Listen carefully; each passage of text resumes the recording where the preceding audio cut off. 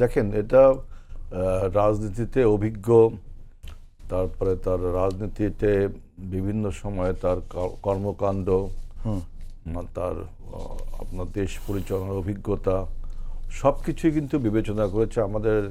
আমাদের স্ট্যান্ডিং কমিটির 2টা মিটিং হয়েছে, আরও অনেক পরামর্শ হয়েছে এবং এর মধ্যে আমরা আমাদের মহাসচিব মির্জা ফখরুল ইসলাম আলমগীরকেই আমরা সবাই পছন্দ করে নিয়েছি এবং যোগ্য মনে করেছে দল। এবং আমার দৃঢ় বিশ্বাস আমাদের এই বাছাইটি এটা জনগণও পছন্দ করেছে,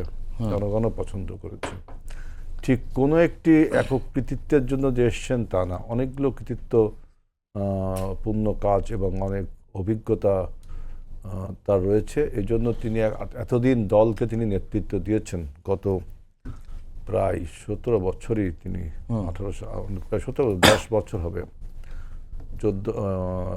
10-12 বছর দলকে সামনের সারিতে নেতৃত্ব দিয়েছেন। এখন তিনি দেশকে নেতৃত্ব দেবেন।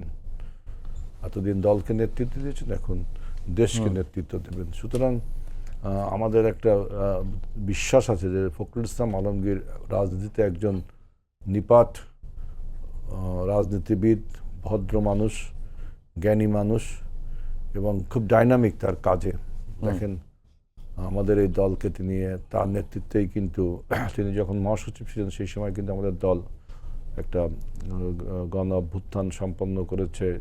আমরা ভোটে জয়লাভ করেছি, সরকার গঠন করেছি এবং দলের উপর যখন সাঁড়াশি আক্রমণ চলছিল আপনার এই ফ্যাসিবাদের, তখনও তিনি আমাদেরকে নেতৃত্ব দিয়েছেন।